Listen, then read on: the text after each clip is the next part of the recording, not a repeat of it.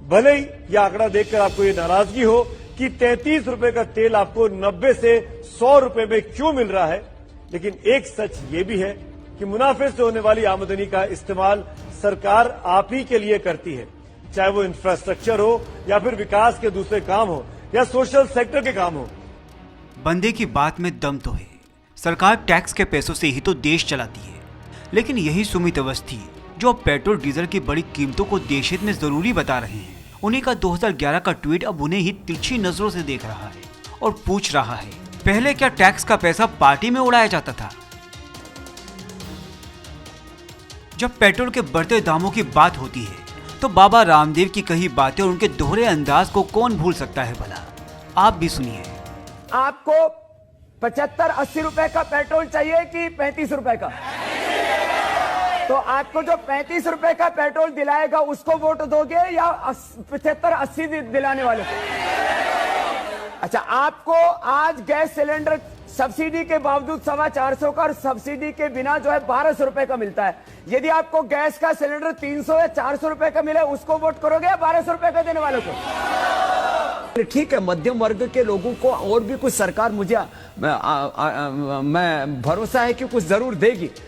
थोड़ा सा तेल डीजल के दाम बढ़ने से थोड़ा सा लोगों के जेब से पैसा भी निकलेगा बाहर, लेकिन ये देश भी तो अपना ही है।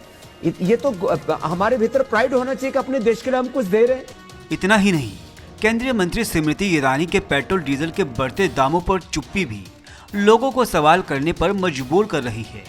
लोगों का कहना है कि 2012 से पहले पेट्रोल पर 1 रुपया भी बढ़ता था तो स्मृति ईरानी जी ट्वीट की झड़ी लगा देती थी, लेकिन वो अब पेट्रोल की सेंचुरी पर चुप क्यों है, जबकि अब क्रूड ऑयल की कीमत कम है और तब भी पेट्रोल कुछ जगहों पर 100 रुपये प्रति लीटर हो गया है।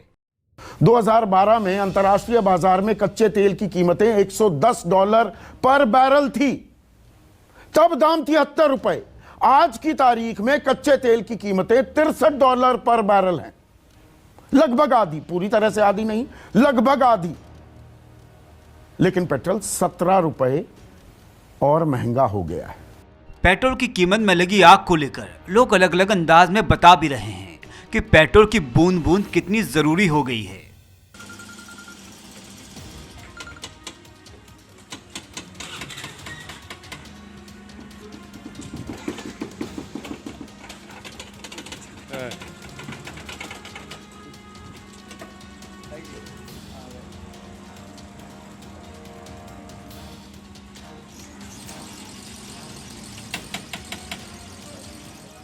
वहीं सुधीर चौधरी के 2012 के पुराने ट्वीट भी लोग वायरल कर रहे हैं, जिसमें सुधीर चौधरी बता रहे हैं कि पेट्रोल की बड़ी कीमतों से लोग किस हद तक परेशान हैं।